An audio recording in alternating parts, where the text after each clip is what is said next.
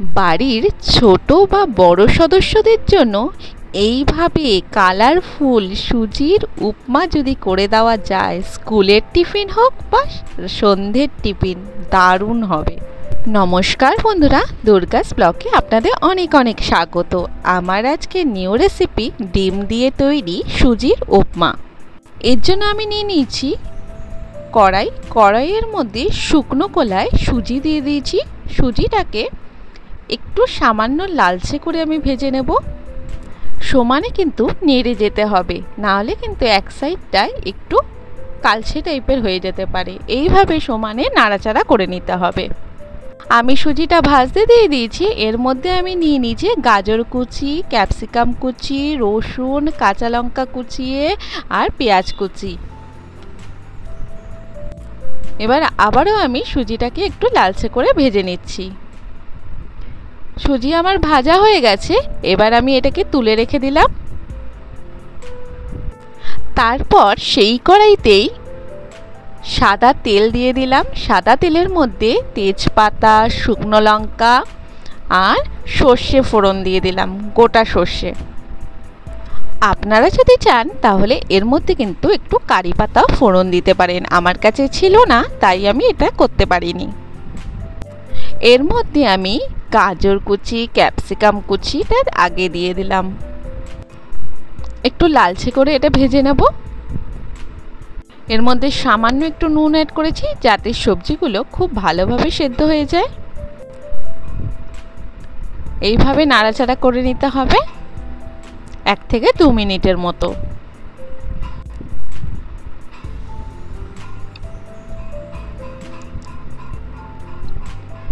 এর মধ্যে আমি দিয়ে দিচ্ছি পেঁয়াজ কুচি, রসুন কুচি আর কাঁচা লঙ্কা কুচি। ঠিক এইভাবে আবারও ভাজা ভাজা করে নিতে হবে। আমি এই সময় গ্যাসের ফ্লেমটা কিন্তু লো রেখেছি। আঁচ কিন্তু যদি বাড়িয়ে দেন তাহলে সবজিগুলো পুড়ে যেতে পারে আর তার কালারটাও চেঞ্জ হয়ে যেতে পারে। আমার রান্নাটা যদি ভালো লেগে থাকে অবশ্যই লাইক, কমেন্ট, শেয়ার করে দেবেন। সাবস্ক্রাইব অবশ্যই করে দেবেন। পাশে নোটিফিকেশান বেলটাও অন করে দেবেন। এরকম নতুন নতুন ভিডিও চাইলে সবার প্রথম যেন আপনার কাছে পৌঁছায়। আমার সবজিগুলো মোটামুটি ভাজা ভাজা হয়ে গেছে আর দেখুন সেদ্ধও হয়ে গেছে।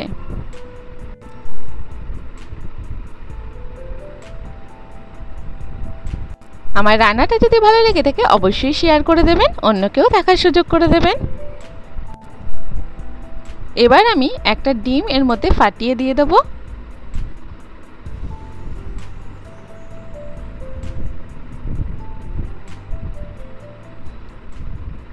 এটাকে ওই সবজিগুলোর সঙ্গে খুব ভালো করে ভাজা ভাজা করে নিতে হবে। দেখুন আমার সবজিগুলো কিন্তু সেদ্ধ হয়ে গেছে আর এর কালারটাও কিন্তু চেঞ্জ হয়নি। এর জন্য গ্যাসের ফ্লেমটা সবসময় লো রাখতে হবে। আর বাচ্চারা কিন্তু এই কালারফুলের জন্যই অ্যাট্রাক্টিভ বেশি হবে। ডিমটাও আমার ভালো করে ভাজা হয়ে গেছে। এরপরে আমি শুকনো খোলায় যে সুজিটা ভেজে রেখেছিলাম সেটাকে এর মধ্যে দিয়ে দিলাম। এটাকে দিয়ে সবজিগুলোর সাথে এইভাবে নাড়াচাড়া করে নেব, তাও 2 থেকে 3 মিনিটের মতো। ঠিক সেই সময় আমি এখানে দিয়ে দেবো স্বাদ মতো নুন আর দিয়ে দিলাম চিনি। এটাকেও একটু মিক্সড করে নেব। এবার দিয়ে দিলাম গোলমরিচ গুঁড়ো, সেটাও ভালো করে মিশিয়ে নিলাম। আর দিয়ে দিলাম টমেটো কেচাপ।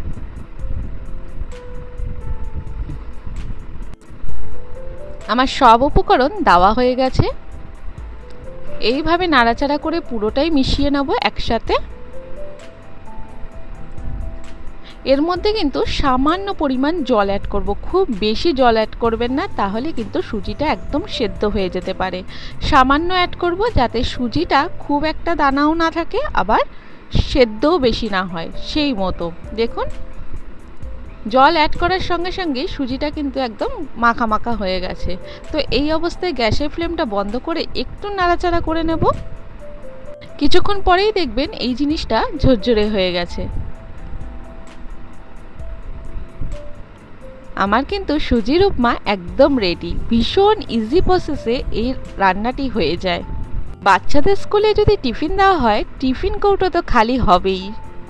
অনেক বাচ্চারা সবজি খেতে চান না, তাদের জন্য কিন্তু এই রেসিপিটা ভীষণ ভীষণ উপকারী হবে। ভীষণ টেস্টি একটি রেসিপি। দেখুন কি সুন্দর কালারফুল হয়েছে, সবুজ অরেঞ্জ সব মিলে মিশে একাকার হয়ে গেছে। সবাই সুস্থ থাকবেন, ভালো থাকবেন, দেখা হবে নতুন ভিডিওতে। Thank you.